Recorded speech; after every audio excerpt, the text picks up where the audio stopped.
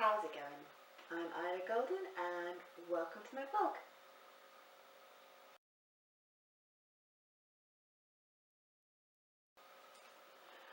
Right, so today we're going to be talking about music and songs. That's what I said at the end of the last one. The basic reasoning behind this is music is something that I do find influential and inspirational, as most people do, I guess.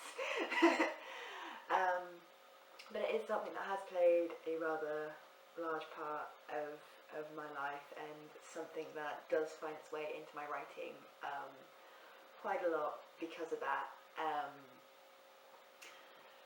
Growing up and still now, my dad has always been in amateur bands. He's a bassist, the best. So, I grew up where it was normal to go to a fair or to an event and watch your dad on stage playing loud cover songs. I always remember it being loud. And it's something that he does still do, and for me that was such a normal thing. It's so normal to have music just being this thing that was in the house. It was normal, growing up. Certainly when my brothers and me also started getting into playing our own instruments, more so my brothers than myself. It was normal to be sat around the living room with the TV on and somebody strumming away on an instrument. It's weird living in places over the last few years where that's not been a thing, and I have lived with musicians since, and that hasn't happened. And for me that's kind of like, that's just weird. Why are you not practicing your instrument whilst other things are going on in the room? Why are you not practicing your instrument much at all? It doesn't seem normal. But because there was so much musical influence around when I was younger, I have written, sort of starting from quite a young age, my own songs, by which I mean I have come up with a tune and I've come up with words to go with that tune. I don't necessarily, and I'm not as proficient playing instruments as some people in my family are. So although I do know how to write at school, and I can do that, because a lot of the time I would come up with a tune more a cappella than anything else. I've never really been able to sort of score my pieces. Record them, yes. Score them, no. So they are at the moment just for the most part. There are a couple that I have sort of worked out what the instrumentation is with them, and do sort of have scored versions. Certainly when I was doing my GCSEs and my A-levels, some of them sort of got done at that point in time, but for the most part they are just words with a melody and no instrumentation. So they're songs from my point of view, but from other people's point of view, probably not so much. However, this has meant that within my fantasy world, if I need to sort of come up with a song or some song lyrics, in order to sort of put it into the situation, I can do that, and I can sing it. I'm not saying I'm a particularly good singer, but I can sing it. I know what it's supposed to sound like, so it's a good way of me kind of being able to get in there and sort of describe how the song is supposed to sound, and whether it's slow, whether it's fast, the sort of mood that it invokes. And it's more than just the writing of random lyrics. It is, for me, I see it as being an actual song, an actual piece of music, so that's what I try to get across on the page, and that's what I try to get across on the page. And these weren't necessarily songs that were written specifically for whatever they've ended up in. In fact, more often than not, they've not been. More often than not, they've just been something that I came up with as a teenager, because that's when I did most of my songwriting. I've done a few things in my early 20s, not anything in the last few years, I have to admit. But most of it was just, things that I came up with as a teenager that, I either altered the lyrics ever so slightly, or I just fit them in as they were, because, it's an alternate reality. Nobody can actually hear what it's supposed to sound like, so, the lyrics, if they are appropriate and they work for the situation, they can slot nicely in place, and, it is something that, when I can, I do, because I think as much in terms of the musicality of my writing and the auditory, environment of my writing as I do anything else. And for me, there is something about music. Whenever I go out walking anywhere, if it's just me by myself, and I always have music in my MP3 player does get used a lot. I know it only has like a small collection of songs on it at the moment, and they're all fan songs. But I still have it playing, and I'll let my imagination go, and I can come up with scenarios that fit the songs in my head. And it's a great way of, for me, music is a great way of getting my imagination to work and to focus on something. And yes, I will get distracted if I like the song particularly, and I'm more concentrated on the lyrics than anything else. But sometimes, if I'm trying to create a mood or trying to create a scene in my head, and I've got music playing, it can help, and I can sort of visualise the scene in a slightly different way, in a slightly more three-dimensional way, because I've got that mood there and that sound there, and that's one of the reasons why I find it both important in terms of coming up with ideas and coming up with scenarios, as I do in terms of actually making it a part of my world and part of the world that I'm creating. And for a fairly recent example of this, we have Echo. I'm hoping some of you have started to read Echo at this point. But the play, Echo does audition for is a musical. Although there is only one song referenced actually in the book itself, the lyrics do go down, and I can sing it. Again, not necessarily well. I can hold a tune, but whether or not I can sing is up for debate.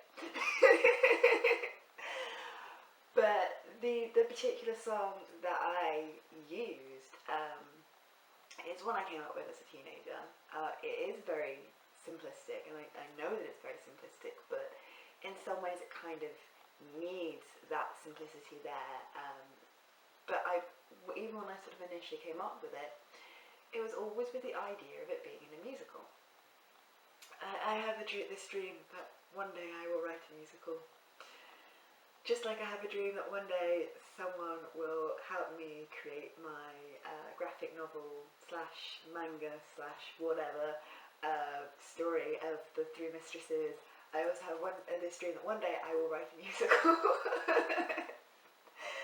And as such, there are several songs that I've come up with, over the years, which have been written with that kind of idea in mind, the kind of idea in mind that they should be part of a musical rather than part of anything else. So, and I was kind of like, okay, hey, my character is auditioning for a musical. I have a rough idea of what this musical might be about. Would this song fit? Yes, it would. And then the whole shaping in my head of, because obviously, as I said in the Echo, I think I said in the Echo blog, that originally the story of the play was going to reflect what was going on a little bit more in Echo's life, but because that ended up being less of a romance story, or Echo's story ended up being less of a romance story than was originally intended, the play ended up playing much more of a background mode, just being sort of like, you know, something that was going on, but not necessarily reflecting the plot quite so heavily. But the actual play in the book itself, for anybody who sort of picks up on the clues whilst they're reading it, is essentially a romantic comedy setting in the afterlife. And the song very much is about, you know, the leading lady having just died, sort of being almost welcomed into the afterlife, and it's kind of like, that's a good way of starting off a play, right? That's how you want to start off your musical, with this big opening number about death. It amuses me. It does amuse me. But it's one of those cases where, you know, the song gets referenced, you know, 2 or 3 times during the actual story of Echo. And I think it works, and I think it works well. Because it is this kind of, you don't quite expect it moment. You know, you talk about a musical, and you talk about what is essentially a romantic comedy kind of musical, which is very much how I envisage The Next Heartbeat, which is what it's called. And yet this opening number is both uplifting and incredibly depressing at the same time when you actually stop to think about it. But again, it is really simple. There's only really, it's a call and response, and they're only really, you know, the call and the response, and that's all, you know, 2 little sections of lyrics which are, you know, involved in it, and it's a very short, it's very sweet, and it's, well, not sweet, but it's very short and very concise kind of song. Much more in my head when I know what the tune is, and I know how the tune works, and I know how the call and response works, and I know how the 2 sound over top of each other, because I had a karaoke machine growing up, and I was clever enough to be able to record both parts on top of each other, and I know exactly how it sounds like, and I know it works. I know it works really well.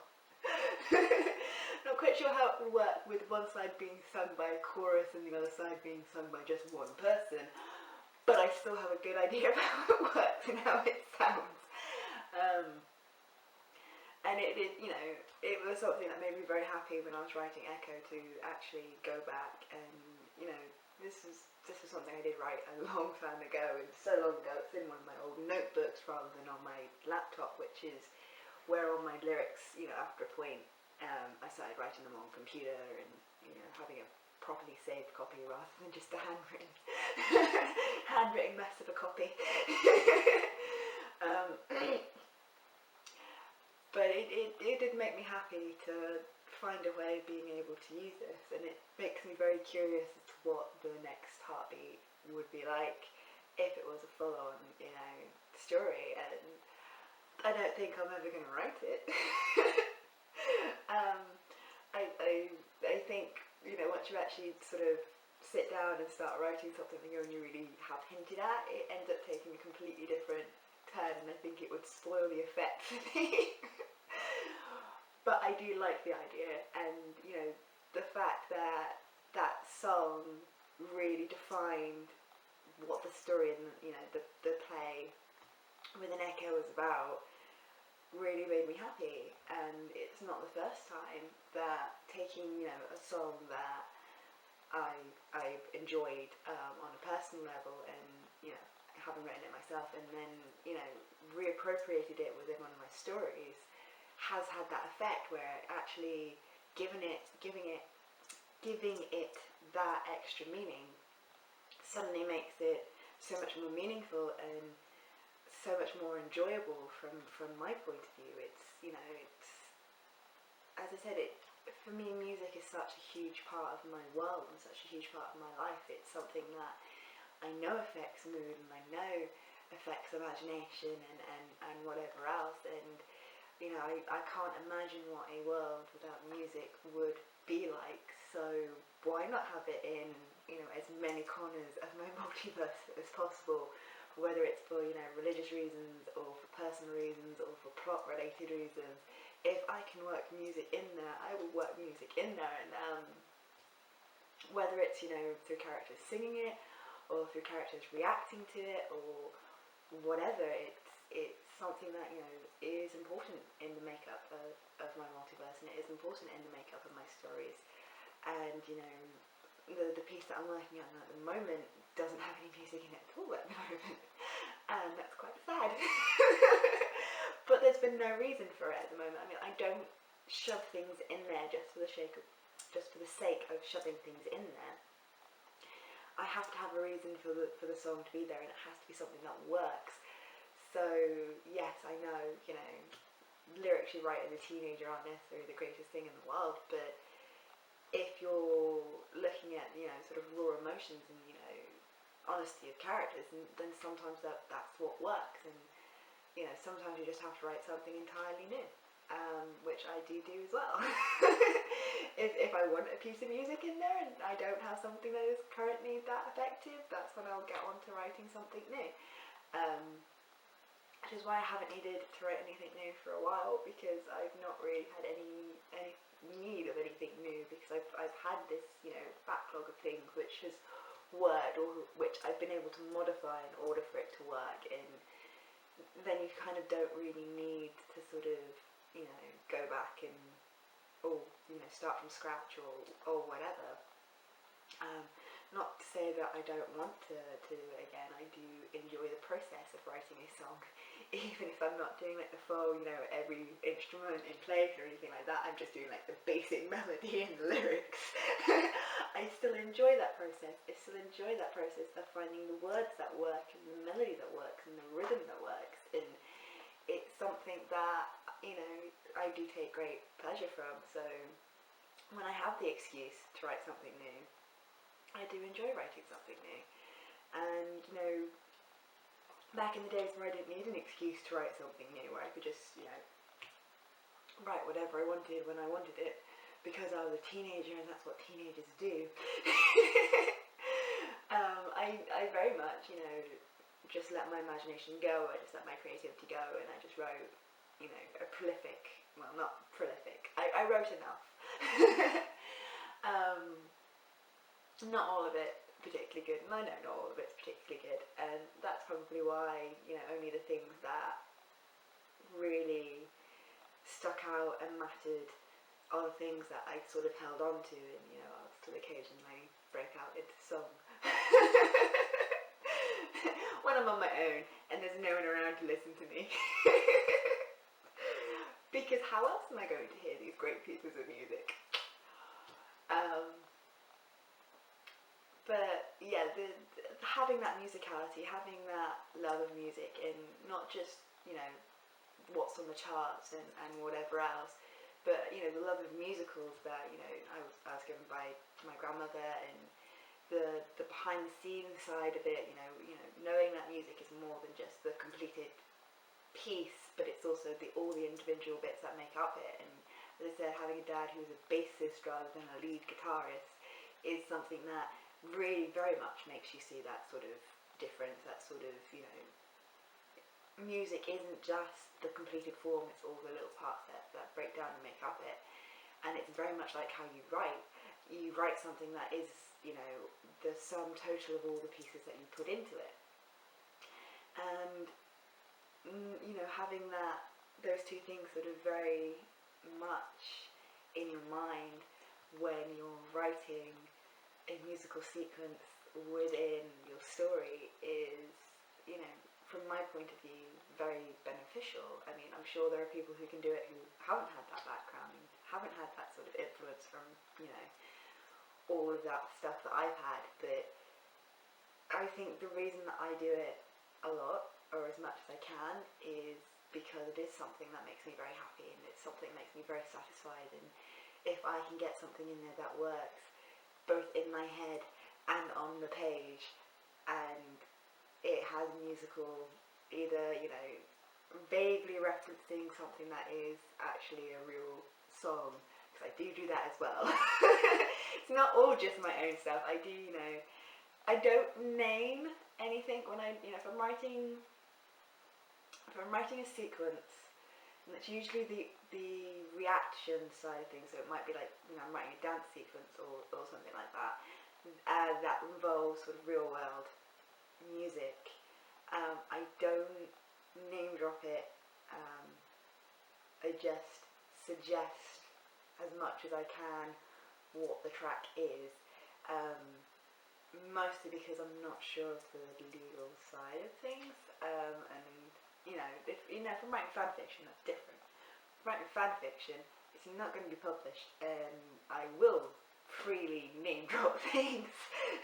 But if I'm writing it for something that I want to get published and I want to maybe eventually make money out of, then I'm a little bit more cautious about name dropping actual pieces of music, certainly modern music.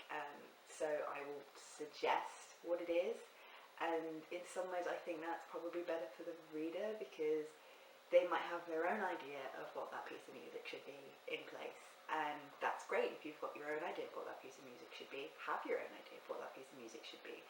Music is a highly personal thing. It's like, yes, I know what all my songs are supposed to sound like, but my readers don't know exactly what they're supposed to sound like, so in their heads it's going to be completely different to how it is in my head, and that's just as important as creating the mood and creating the setting, is allowing your readers to have their own auditory file, as it were, going on in their head for how your world sounds, and all you're really doing is giving them the ability to imagine it, but you're not necessarily forcing their imagination in a particular way. So if I'm using a real world song as the basis for a sequence, or a basis for how this is going to sound, how it sounds in my head isn't going to necessarily match up with how it sounds in the heads of my readers, but me having that strong idea is going to help structure that scene.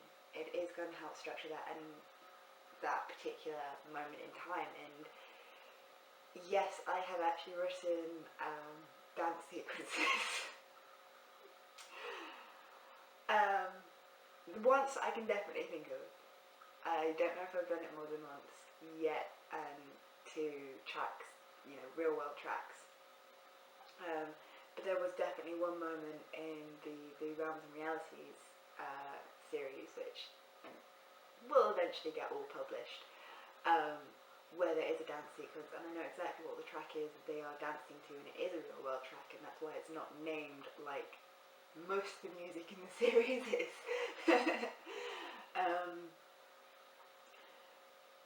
But in my head I know exactly what that piece of music is, and it works really well. But it could also work to other pieces of music. It could also work to other tracks.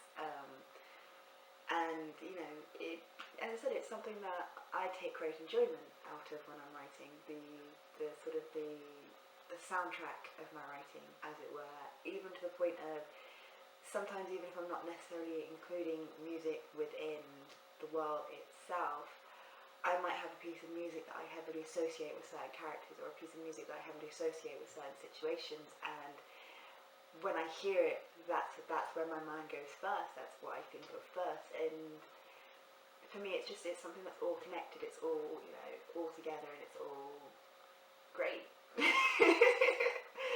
It makes me happy.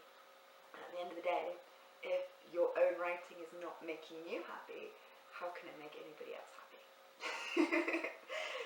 So find ways of making your writing make you happy. That is what I am saying. And for me, music helps me make my writing happy. not necessary, but helps. Anyway, I think that's about as much as I can say on the subject. And I know, for once, without having to pause and think about it, exactly what I want the next vlog to be about. And that is the nature of immortality and the differences between gods, demigods, god-class beings, and higher beings within the multiverse. And there is going to be a reason why I'm grouping those things together, because I don't think I can talk about either one of those things individually for an entire vlog, and two, I think there is a heavy relationship between those things anyway, and I think it's a good topic for next time, mostly because when I was thinking about it between filming the last one and filming this one, my head went, I know exactly how I'm going to do this. I know I'm going to do this. I want to get it done whilst I still know how to do this. So, next one is immortality and what makes a god. I hope this one has been enjoyable for you guys. I think I enjoyed talking about it a lot more than I thought I would, and I thought I was going to have, some enjoyment talking about this one. Anyway, so until next time, see ya!